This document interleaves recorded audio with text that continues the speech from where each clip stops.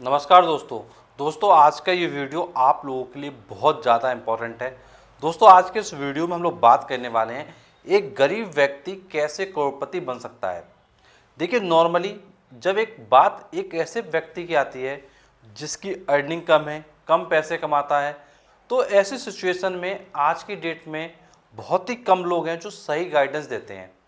तो दोस्तों आज के इस वीडियो में आपको बताने वाला हूं कि एक गरीब व्यक्ति जो करोड़पति बनना चाहता है तो उसका जो ये रास्ता है वो कैसे संभव है।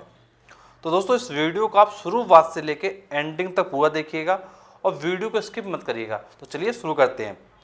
तो देखो नॉर्मली गरीब व्यक्ति क्या करता है, अपने पैसे को कमाता है और कमाने के बाद वो सिर्फ आज के बारे में सोचता है कि भाई आज जो मैंने पैसा कमाया है उसको खर्च कर लेता हूँ और खर्च करके क्या है कल ऊपर वाला फिर से देगा और ये सिलसिला क्या चलता रहता है। तो नॉर्मली एक गरीब व्यक्ति की यही कहानी होती है कि भाई जितना उसने कमाया होता है वो क्या है उसको खाने में गुजार देता है, खाना पीना ओढ़ना ये सब क्या है चलाता है। लेकिन एक कोई भी व्यक्ति जो अपने आप को अमीर बनता हुआ देखना चाहता है, करोड़पति बनना चाहता है, तो उसके लिए सबसे इम्पोर्टेंट चीज़ ये है कि उस व्यक्ति की जो भी कमाई है, जो भी उस व्यक्ति की कमाई है, उस कमाई में से उसको कुछ हिस्सा क्या है बचत का रखना पड़ेगा।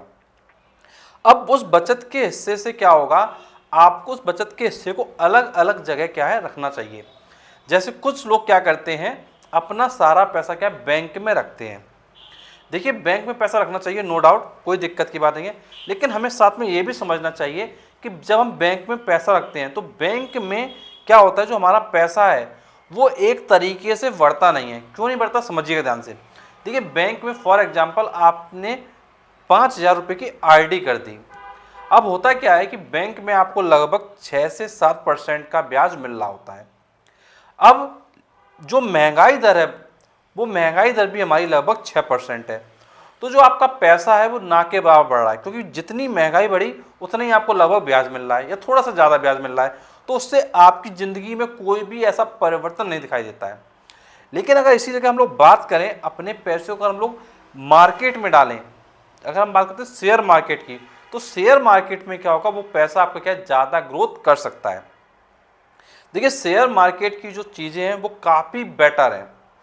देखिए फॉर एग्जांपल जैसे एक व्यक्ति है वो अगर अपना पैसा बैंक में ही रखे रहेगा तो उसका क्या होगा, उसके जो रिटर्न होंगे वो लगभग महंगाई को क्या है खा जाएंगे।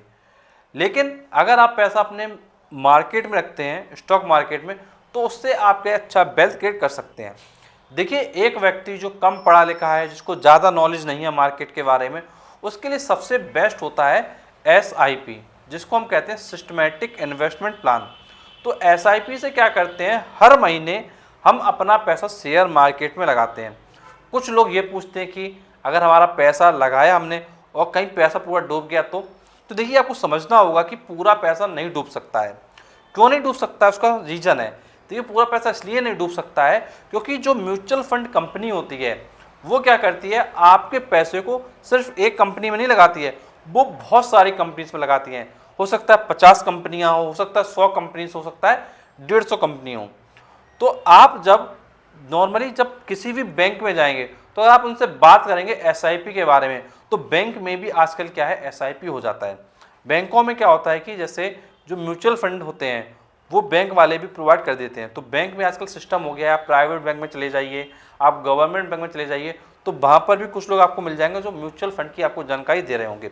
अब ध्यान ये देने की बात है कि देखिए जो हमारा पैसा है, जो भी हमने बचत करी है, उस बचत किए हुए पैसे का कुछ हिस्सा मार्केट में रखें, कुछ हिस्सा आप अपने बैंक के FD RD में रखें, कुछ हिस्सा आप अपने आने वाले भविष्य के लिए डेली खर्चों के लिए रखें। मतलब पैसे को आपको मैनेज करके चलना है। अगर आप अपने पैसे को मैनेज करके चलेंगे तो सारी चीज़ें अच्छी से हो जाएंगी। देखिए आज की डेट में अगर आप ध्यान से समझो, आज की डेट में अगर मजदूर भी है तो मजदूर भी आराम से 10-12 हज़ार रुपये कमा लेता है, आराम से कमा लेता है 10-12 हज़ार। इसी जगह बहुत लोग हैं जो 15-20 हज़ार रुपये क्या कमा लेते हैं महीने का। अब देखो 15-20 हज़ार रुपये जो भी आप कमा रहे हैं उसमें से आपको एक हिस्सा बचत का रखना चाहिए। देखिए अगर आप बचत की आदत नहीं डालेंगे तब तक आप आगे नहीं बढ़ पाएंगे, क्योंकि बचत करना सबसे ज़्यादा ज़रूरी है। किसी भी व्यक्ति को अगर आगे लाइफ में कुछ बड़ा करना है तो उसके लिए बचत करना भी उतना ही ज़्यादा ज़रूरी है। अब जैसे फॉर एग्जांपल मैं आपसे बात करूं, अगर आप एफडी वगैरह का प्लान है आपका, तो आप एफडी कर सकते हैं। लेकिन अगर आपको करोड़पति बनने का प्लान है, आप थोड़ा रिस्क ले सकते हैं, आपके अंदर कैपेबिलिटी है रिस्क लेने की, तो आप म्यूचुअल फंड में एसआईपी कर सकते हैं। म्यूचुअल फंड, बहुत सारे म्यूचुअल फंड है, जैसे एसबीआई म्यूचुअल फंड है, एचडीएफसी म्यूचुअल फंड है, आपका आईसीआईसीआई म्यूचुअल फंड है, वीओबी म्यूचुअल फंड है। तो ऐसे बहुत सारे म्यूचुअल फंड हैं, उन म्यूचुअल फंड के थ्रू आप अपनी एसआईपी स्टार्ट करवा सकते हैं। अब देखो, एसआईपी जब आप स्टार्ट कर रहे हो, तो जैसे हमारा बैंक में आरडी होता है, आरडी में क्या होता है, हर महीने कुछ पैसा आपको जमा करना पड़ता है। अगर आपने 1,000 रुपये की आरडी करवाई है तो आपको 1,000 रुपये की 1,000 रुपये महीने जमा करना पड़ेगा। उसी तरीके से म्यूचुअल फंड में आपकी एसआईपी शुरुआत हो सकती है सिर्फ 500 रुपये से, मतलब आपको हर महीने 500 रुपये क्या जमा करने पड़ेंगे। और इसके अलावा आप जितने समय तक चाहें उतने समय तक म्यूचुअल फंड स्कीम में रह सकते हैं। अब देखिए, म्यूचुअल फंड में जो स्कीम्स होती हैं वो दो तरीके की होती हैं, एक होती है ओपन एंडेड स्कीम, एक होती है क्लोज एंडेड स्कीम।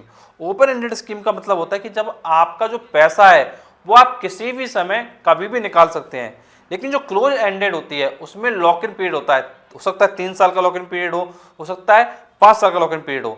तो जब आप स्कीम को चूज कर रहे हैं तो एक बार जो आपका फाइनेंशियल एडवाइजर होगा, जहाँ से आप स्कीम लेंगे, वहाँ फाइनेंशियल एडवाइजर होते हैं, आपको बताएंगे कि भाई कितने समय का लॉक इन पीरियड है, कौन सी स्कीम में आपको पैसा डाला है, ये सब उससे पता करिए पहले कि क्या क्या चीज़ें वो करेंगे।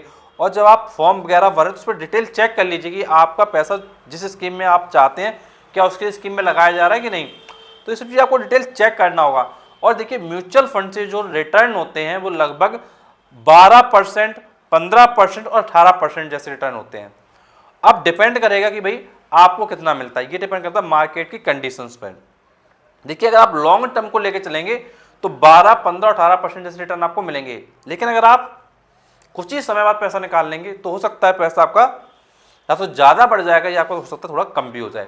तो जब आप मार्केट में आ रहे हैं तो इक्विटी म्यूचुअल फंड में अगर आप पैसा लगाने का सोच रहे हैं तो कम से कम विजन रखिए 5 साल का, कि कम से कम आपको 5 साल तक पैसा बिल्कुल भी नहीं निकालना है। लेकिन अगर आप डेट फंड में आ रहे हैं तो आप विजन रखिए 3 साल का, कि 3 साल से पहले पैसा आपको कभी नहीं निकालना है। तो आपको एटलीस्ट सबसे पहले अपने माइंड को सही रखना है कि भाई मुझे कितने साल के लिए अपने इन्वेस्टमेंट जर्नी को रखना है। देखिए, ये वन डे प्रोसेस नहीं होता है। इसमें क्या होता है कि आप जो पैसा बचाएंगे उसके बेसिस पे पैसा क्या कमा भी पाएंगे। लेकिन अगर आप सिर्फ बैंक में रखेंगे तो आपका लिमिटेड पैसा रहेगा। देखिए, मैं आपको एक एग्जांपल देता हूं। अगर आप किसी भी एसआईपी कैलकुलेटर को गूगल पे चेक कर लीजिए, उस एसआईपी कैलकुलेटर से जब आप चेक करेंगे तो मैं आपको बताता हूं, अगर आप फॉर एग्जांपल एक व्यक्ति है जो 5,000 रुपये कैश करके बचा लेता है, तो देखिए 5,000 रुपये अगर वो हर महीने बचाना शुरू कर दे और अगर वो बचाता रहे तो बचाने के लगभग 25 साल बाद उसको अगर 15% का रिटर्न मिलता है तो 15% के रिटर्न के अकॉर्डिंग उनको जो फाइनल अमाउंट मिलेगा वो लगभग 1,37,00,000 मिलेगा। 1,37,00,000 लगभग मिलेगा। अब आप सोच लीजिए 1,37,00,000 कितना बड़ा अमाउंट हो जाएगा। अब इस 1,37,00,000 के लिए आपको इन्वेस्टमेंट कितना करना है, सिर्फ 5,000 रुपये महीने का, लेकिन ये 25 साल के बाद होगा। अब देखिए, इसमें एक चीज ये भी ध्यान रखनी है कि मैंने आपको 15% का रिटर्न बताया है। अगर आपका 15% से कम रिटर्न हुआ, 12% हुआ, तो ये अमाउंट थोड़ा आपका क्या कम हो जाएगा। अगर आपको रिटर्न 18% मिल गया तो अमाउंट ये क्या ज़्यादा भी हो जाएगा। तो वही मैंने आपसे कहा, एक गरीब व्यक्ति भी अपना पैसा बचाकर, सेव करके और उसको इन्वेस्ट करके उसको सेव करके करोड़पति क्या बन सकता है। मेन इंपॉर्टेंट चीज़ ये है कि आप जो भी अर्निंग कर रहे हैं उसका एक पार्ट बचाइए, उसको इन्वेस्टमेंट में लाइए, देन आप इन फ्यूचर अच्छे रिटर्न क्या ऑप्शन कर सकते हैं। अब अगर आप बीच में पैसा निकालना चाहेंगे आफ्टर 10 ईयर, आफ्टर 15 ईयर, 10 साल बाद या 15 साल बाद, तो वो पैसा भी आप निकाल सकते हैं। मतलब कोई ऐसी तो ऐसी कोई फाउंडेशन नहीं होती है जिसमें आप पैसा ना निकालें। मेन चीज़ ये है कि आप जितने समय के लगाना चाहते हैं उतने समय के लिए आप लगा सकते हैं, कोई दिक्कत की बात नहीं है। तो मुझे लगता है कि आपके लिए वीडियो काफ़ी हेल्पफुल रहा होगा। अगर आपको कोई भी डाउट है, कुछ भी पूछना है, तो आप नीचे कमेंट बॉक्स से कमेंट करके पूछ सकते हैं। और मैं आपको बता दूं कि गरीब व्यक्ति अपने आप को आगे चलकर बहुत अच्छी वेल्थ क्रिएट कर सकता है, बस थोड़ा सा अपनी प्लानिंग करने की ज़रूरत है। कोई व्यक्ति 5,000 रुपये बचा सकता है, कोई व्यक्ति 10,000 रुपये बचा सकता है, कोई व्यक्ति अपना 7,000 रुपये बचा सकता है। अपने जितना आपने बचाया उसके अकॉर्डिंग आपका जो वेल्थ क्रिएट है वो होता रहेगा। तो आपका पैसा आपके इन्वेस्टमेंट के अकॉर्डिंग बन सकता है। बस आपको एक सही डिसीजन लेने की ज़रूरत है, और किसी भी डिसीजन को लेने से पहले एटलीस्ट आप अपनी समझ का प्रयोग करिए। जो भी शेयर मार्केट में एक्सपर्ट हैं उनसे आप बात कर सकते हैं। जब आप किसी भी स्कीम में इन्वेस्टमेंट करें तो आप जो भी फाइनेंशियल एडवाइस उनसे बात कर सकते हैं, देन फाइनल डिसीजन आप अपना क्या ले सकते हैं। तो मुझे लगता है कि आपके लिए वीडियो काफ़ी हेल्पफुल रहा। अगर वीडियो अच्छा लगा प्लीज़ वीडियो को लाइक करिए, चैनल को सब्सक्राइब करिए। तो चलिए मिलते हैं आपसे अगले वीडियो में, तब तक थैंक यू सो मच।